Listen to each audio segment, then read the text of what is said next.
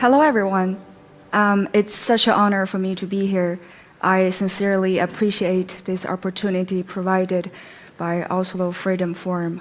My name is Grace, and my father, 高智晟, he is a human rights lawyer that was imprisoned until 2014. You can read a lot about him and his work on the internet, but today I don't want to talk about the man that I widely known. I want to talk about the man that only I know as a daughter.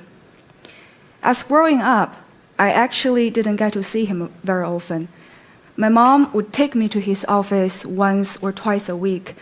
I remember his office were always full of people. Some were on wheelchairs, some were on crutches, some were weeping. I was only 4 at that time, so I wasn't understand what was going on, but I was pretty sure that my dad was using his superpower to help those people in need. During my visit, my dad would pat me on my head and exchange a few words with my mom before he rushed back to his office and leaving us hanging at the lobby. My dad was so dedicated with people he helped. One of his clients was a veteran, Mr. Chen. Mr. Chen had a car accident, and his doctor accidentally left a piece of medical gauze in his body, which resulted in horrific consequence. He tried for 2 years to sue the hospital, but he couldn't succeed due to corruption. Finally, he reached to my dad, who was able to help him to win the case. After that, he kept in touch with us for years. One day, he called my dad and said, "I lost my bicycle." My dad sent him the money to purchase a new one without second thought. My dad had a chronic back pain that would come and go. As a kid, I was hoping him to be in pain so that he would stay at home for a few days and I could spend time with him. But my dreams were always crushed. He was so devoted to his clients that he would still go to his office and lay down there, continue seeing clients from all over the country. I once asked my father, "Why are you so committed with your work?" And he answered, "In a country where laws has been trampled by power, lawyers are powerless. People came to me because they have not yet completely lost hope. Even though I can't change their fate, but by listening their sorrows and offering my understanding, compassion, empathy, and respect, that it's meaningful work." Most of my father's clients were pro bono. I remember the story of Zhou Weiyi.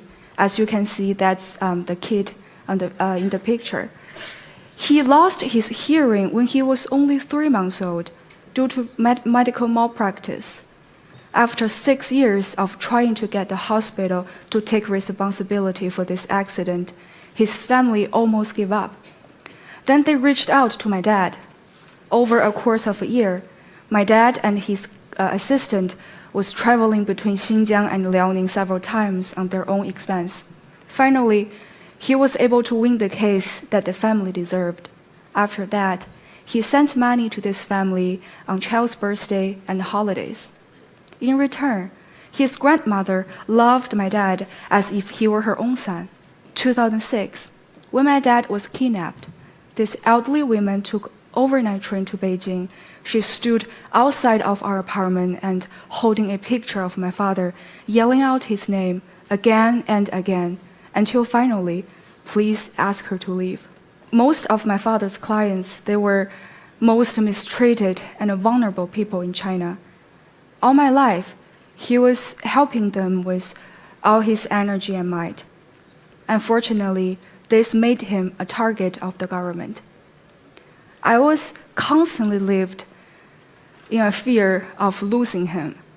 And often I woke up with the sound of my mom weeping. At one point, we were under 24-hour surveillance. There were 8 police officials lived in our home at all time. They literally watched us eat and sleep. They even watched me shower. Another group of 8 police officials followed me to school every day. They beat me up sometimes in front of other students. Not to mention, all the students at my school warned not to talk to me, otherwise their parents will be jailed, just like my father. People started to avoid me as if I have some kind of contagious disease.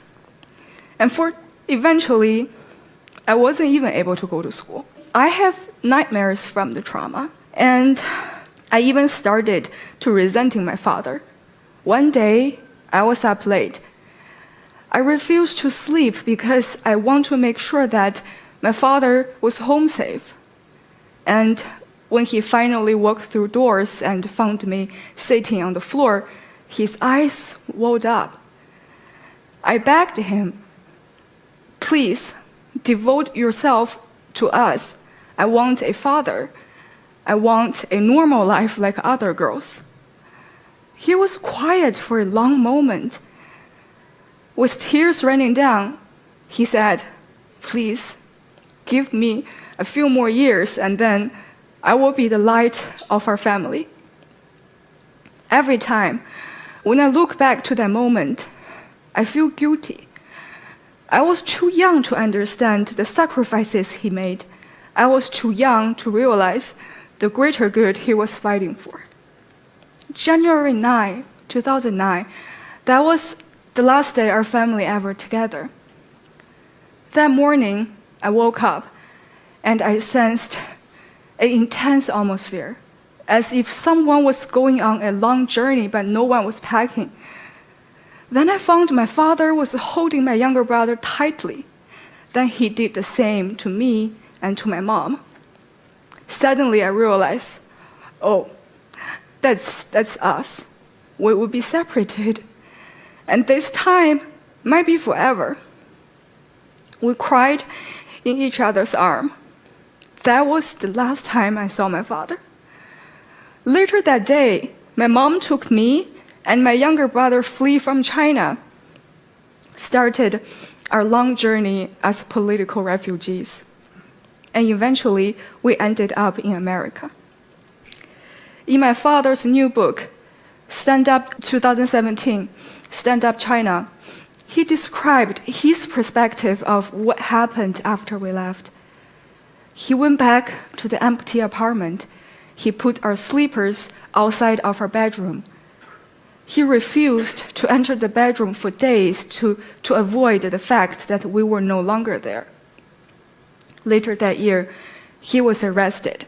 During 8 years of imprisonment, he was physically tortured, deprived of food, and kept in a solitary confinement for a long period of time. He was released 2014, but until today, he's still under house arrest. He lost all of his teeth due to the torture. Until right now, we still have very limited contact with him. Recently, I received a letter from my father. He wrote, "I have indeed suffered. The worst was not the physical torture, but the gut-wrenching cold I suffered while being locked up in the basement of a military camp in the dead of winter.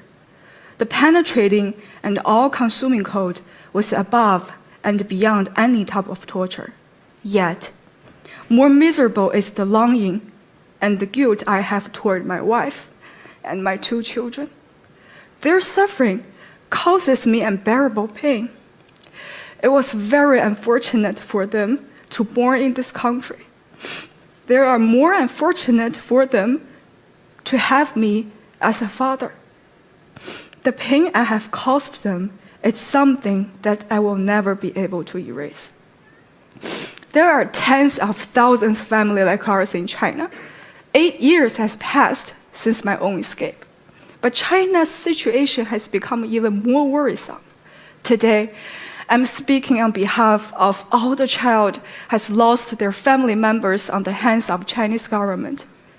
As a victim, as a refugee, as a daughter, I ask you, please do not ignore the tragedies committed by Chinese government. Please do not ignore the human rights abuses committed by by Communist Party. Please do not stay silent. Thank you for listening.